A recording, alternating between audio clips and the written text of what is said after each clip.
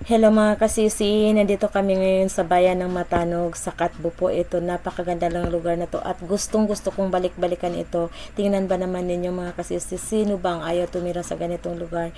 Napakalamig po dito at napaka-fresh ng mga gulay, ang lamig ng tubig dito po. So ayan, binabalik-balikan ko po talaga ang lugar na yan.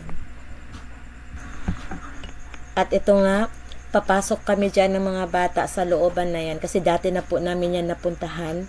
Marami po tayong makukuha dyan. May mga madang, may mga bayabas po dyan, mga gulay, sagingan. So, ang dami po makukuha sa baryo ng libre lang. Sipag at tiyaga lang po talagang kailangan po sa baryo. Alam niyo po ba dyan sa Matanog, sa Katbo po specifically, kahit ano po ang isaboy mo dyan na seedlings, tutubo po yan. Kaya, yung mga tao po dyan, masisipag po sila. By the way po, no, si Mafar po, namimigay po ng seedling yung ating pong agriculture service sa ating mga farmers po. Kapag ka nabigyan po kayo ng seedling ni Mafar, please itanim po ninyo at wag po ninyong gulayin, kainin lahat. Magtabi po kayo para makapagtanim po kayo ulit para hindi po tayo hingi ng hingi po sa Mafar dahil po si Mafar ay limitado lang din po yung ating mga pinamimigay na seedling dyan. So, nakikita ninyo may puno na nga ng bayabas. Sabi nga ni Mr. ay may bunga. Totoo naman po may bunga pero napakaliit po niyan. So, syempre hindi ko po yan pipitasin. Tinignan ko lang po. Kagustuhan ko lang po talaga na pumasok sa mga ganyan dahil gustong gusto ko po talaga maging farmer na sana magkaroon na ako ng sarili kong farm lot at makapagtanim na po ako. Ano po, diba?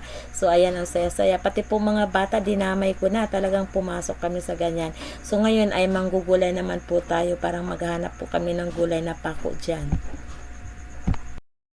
Mga kasisi, tingnan naman ninyo dito po sa baryo talagang busog na busog ang mga animals, yung mga alaga nating mga hayop, busog na busog po sila sa fresh grasses, no?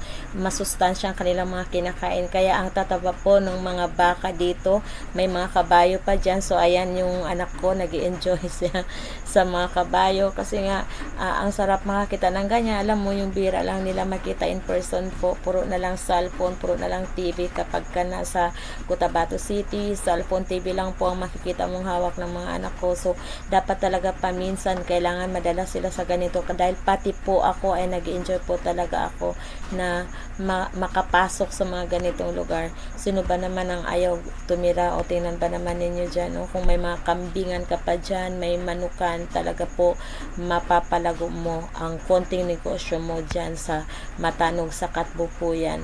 So ayan po yung kabayo ng pinsan ni Mr.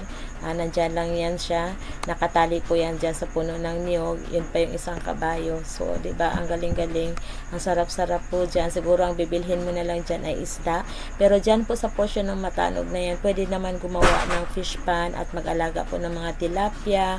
Nandyan din po sa Mafar yung source ng knowledge kung paano po magkaroon ng fish pan sa mga ganitong lugar. So yung mga gusto po magkaroon ng knowledge paano mag-alaga ng isda, mag-alaga ng tilapia, pumunta lang po kayo sa fishery sector po ni Mafar. Libre po yung pagtuturo doon kung paano po kayo magkakaroon ng ganun. So para po sa family consumption or kung gusto niyo magnegosyo, pero siguro sa ganitong lugar hindi naman po swampy dyan, no?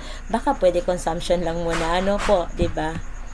So ayan, nakakita na nga po ako ng gulay na pako, pero hindi po pala yan pako, grass lang daw po yan, sabi po ni Mr. Ayan, so sinasabi niya sa akin hindi yan makain.